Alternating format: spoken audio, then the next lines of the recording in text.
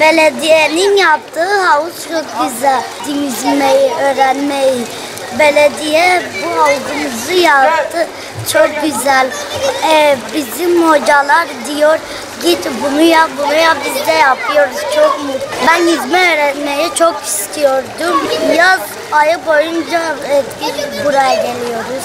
Burada yüzme öğrendiğim için mutluyum. Ben bu belediyenin kurduğu havuzda yüzmek öğrenmek istiyordum.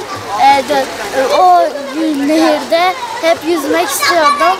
Bu belediyenin 2-3 aydır kurduğu havuzda yüzme öğrenerek orada yüzme öğrenmek istiyorum. Buraya haftanın 3 günü geliyorum ve yüzme öğrenmeye başladım. Yetkililere teşekkür ediyorum.